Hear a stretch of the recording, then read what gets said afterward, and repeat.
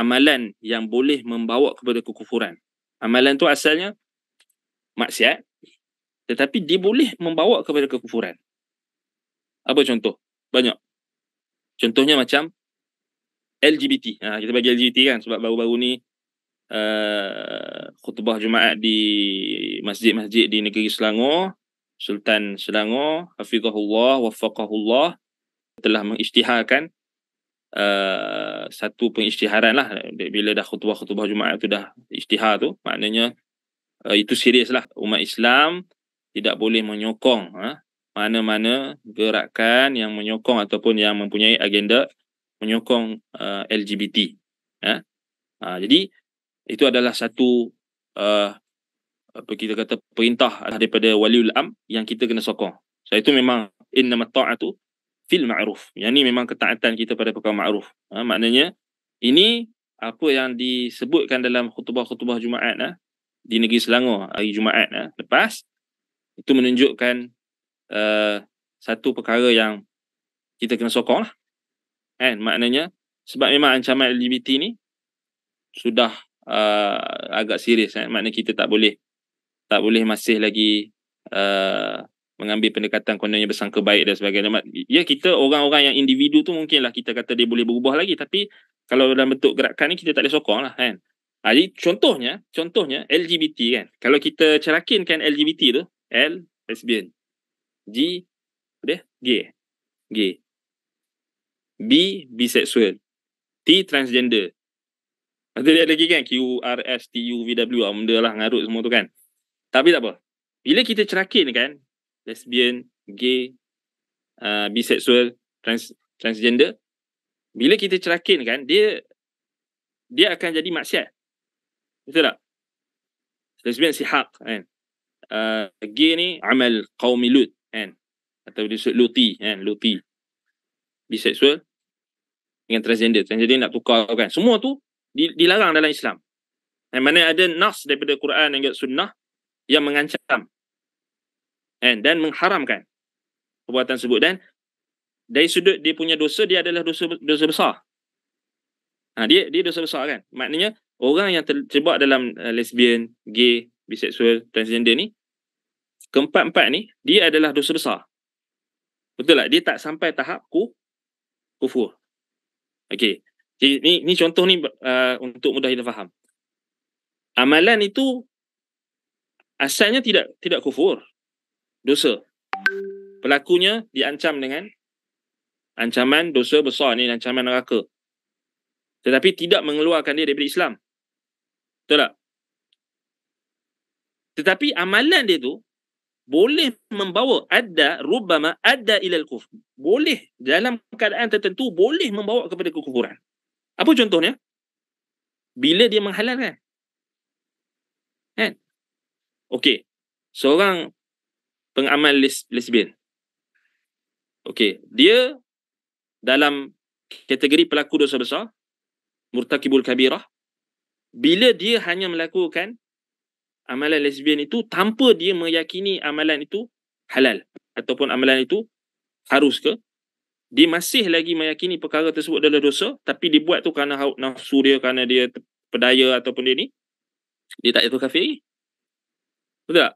Dia hanya berdosa besar. Dia masih lagi boleh bertaubat. Gay pun sama juga. Gay kan, kalau seorang tu gay, selagi dia yakin amalan dia itu haram, dia berdosa, amalan tu tak diizinkan oleh syariat, dia masih lagi dalam ruang lingkup murtakibul kabirah, pelaku dosa besar. Dia tak kafir lagi.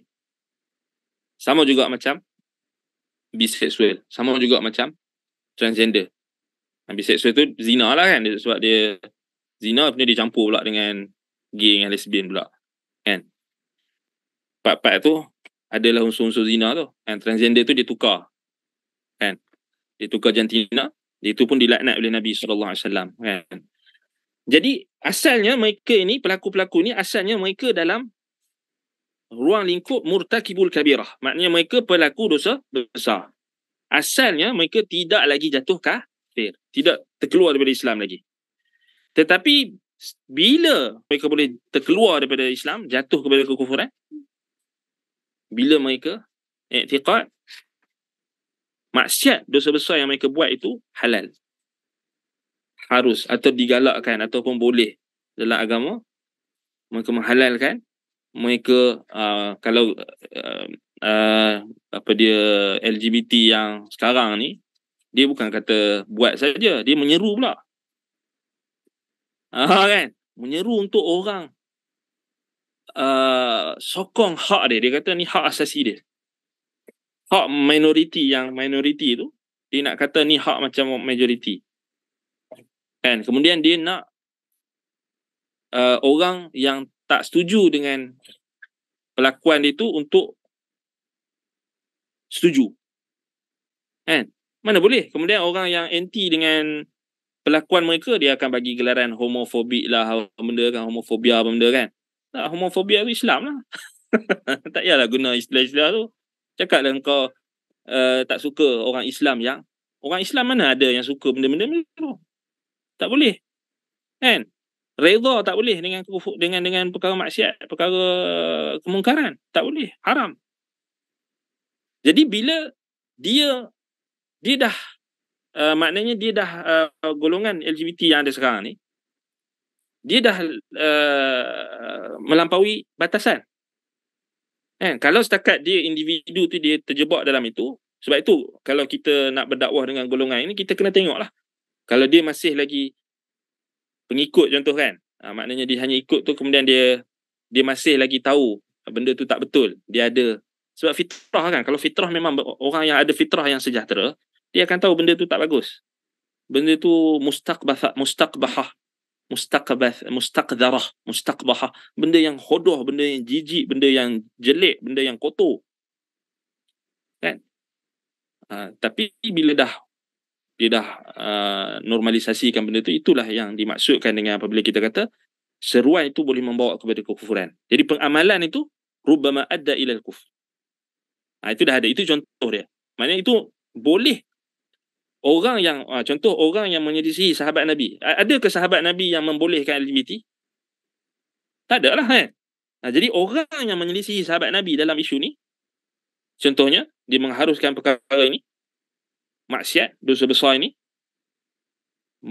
beranggapan pula benda tu baik, atau beranggapan pula benda tu perlu diserukan, perlu ajak lagi orang ramai untuk ikut dia orang, atau untuk akui apa yang mereka panggil hak tu. Sebenarnya bukan hak pun. Dia bukan hak kan. Pada dasarnya dia bukan hak pun. Kan? Bahkan dia adalah jenayah. Jenayah dalam agama. Jadi kita kata perbuatan mereka yang beranggapan LGBT itu adalah seruan yang mengajak, ataupun dia nak mengajak kepada seruan LGBT itu boleh membawa kepada kekufuran. Kalau dia menghalalkan kufur. Persoalan dia sekarang ni, geng-geng LGBT ni, tak kira lah kat mana-mana negara kan, dia orang halalkan kan. Dia orang bukan setakat, dia orang tak yakin pun yang dia orang tu buat benda yang salah. Bahkan mereka meyakini mereka buat tu benda yang betul. Bahkan mereka lawan pula. Kan? Keluar apa? Khutbah Jumaat baru-baru ni, marah pok-pok tu. Kan? Marah dia pun. Kan? Kenapa kena marah? Itu menunjukkan dia sendiri dah benci kepada, dia ada kebencian dalam Islam tu. So kalau kita refer pada nawaqidul Islam, perkara-perkara yang boleh membatalkan Islam, ada yang 10 tu kan. Yang 10 nawaqidul Islam tu, dia akan termasuk. Contohnya nawaqid yang kelima, naqidah yang kelima, pembatal Islam yang kelima. Man abghadha syai'an mimma jaa bihi Rasul sallallahu alaihi wasallam walau amila bihi kafar. Itu contoh. Orang yang benci sesuatu yang datang daripada Rasul sallallahu alaihi wasallam, walaupun dia beramal dengannya, dia boleh jatuh kafir.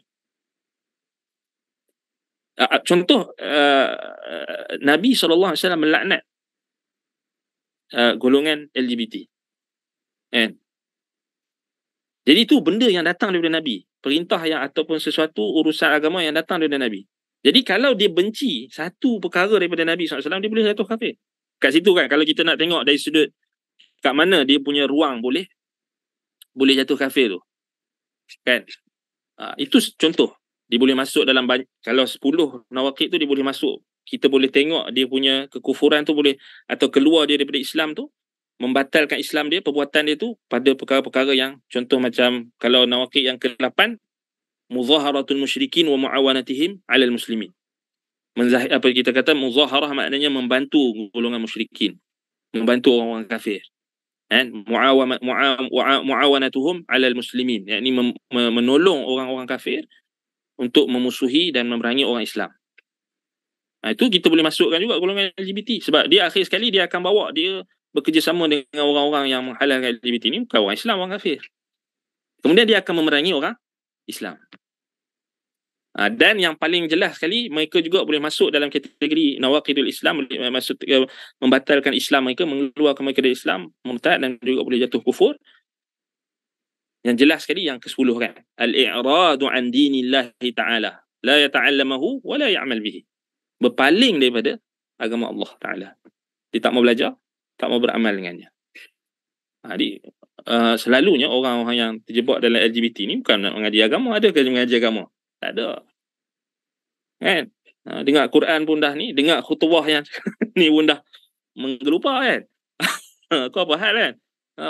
Orang dengar khutbah Jumaat yang sebut pasal kemungkaran ni, ingkar kemungkaran, sonok. Orang Islam dia sonok.